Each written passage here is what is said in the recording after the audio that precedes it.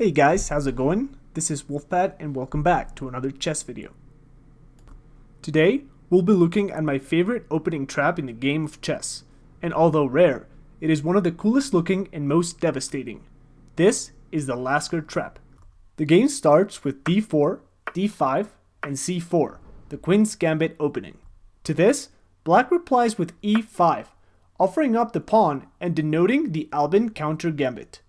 If Black declines and captures on d5 instead, we can recapture with the queen, and after d takes on e5, we capture one more time and Black is well on its way to equality. Assuming White accepts the gambit and captures on e5, however, we do not capture the pawn on c4. Instead, we advance to d4. This prevents the natural development of the queenside knight and allows Black to put pressure on the pawn on e5 with further development. Now, one of the main ideas when an enemy pawn is on your side of the board is to challenge it with one of your own pawns. White can play e3 in this position and attempt exactly that. And why not? If Black attempts to support the pawn with something like c5, the knight pounces on f3 and this pawn will eventually fall. After it's all said and done, White will have all the winning chances. Except, Black just played a gambit. So supporting and protecting pawns is not really in Black's playbook. The bishop comes out to b4 to deliver a check to the king. If the knight blocks, after the pawn exchange on e3, the queen can move to h4 with check. After White counters, the queen swings to e4, hitting everything. White can block with a knight to save the rook, but after knight to c6, the white position is close to collapsing. So, what about bishop to d2 instead? Blocking the check and throwing a strike back at Black. Well, this threat is one that Black can completely disregard with the move pawn takes pawn. And before you go on telling me that I just lost my bishop, I can tell you right now that the best thing White can do here is to immediately recapture the pawn.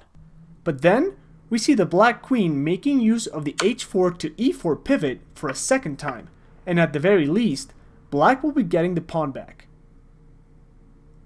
So, what's wrong with bishop takes bishop? It's free, right? Not exactly. Pawn takes on f2 with check, trying to deflect the king from the defense of the queen. If the king captures, he'll be dining by himself from now on. So, the only place the king can move and keep defending the queen is e2. But now, Black delivers the coup de grace, with the beautiful pawn takes knight, underdeveloping to another knight with check. This is one of the rare instances where a side is better off promoting to a minor piece instead of a queen or a rook. In this case, if Black decided to promote to a queen instead, it would give White that one moment to pull it together, exchanging queens and then capturing the new queen. This would leave the material balanced and the game uncertain. Promoting to a knight, however, slaps the White king with a check and doesn't give White time to exchange queens. If the knight is captured, the bishop merrily dashes to g4 and guess who will be dining alone after all. So, instead, if White plays king e1, sidestepping the check and keeping the defense on the queen, we once again see the Black queen delivering a check on h4. If the pawn blocks, we swing to e4 and the rook is gone. Otherwise, the king could try to make a run for it, but the knight comes out hitting White's bishop. Then, our own bishop stops by to sell insurance to the White queen, followed by a queenside castle with check. And don't forget, Black is still up a piece. Unnecessary to say, White's best move here is to hit that resignation button. Let me revisit one last variation at this point, after pawn takes on e3.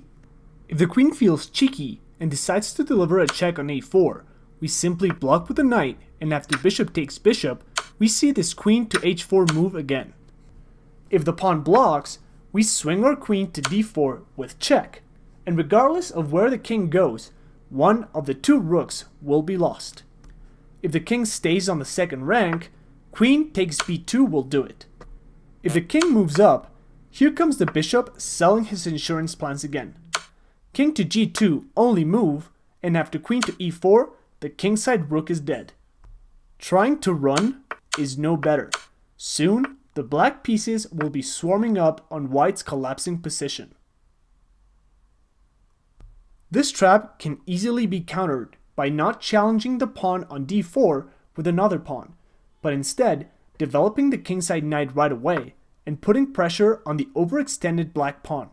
This trap will most probably not work against higher rated players, but if you're playing quick time controls against low rated players, give it a go.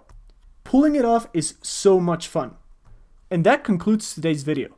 If you're enjoying the content so far, consider clicking that subscribe button so you don't miss out on future videos. Thank you so much for watching, and I will catch you on the next one.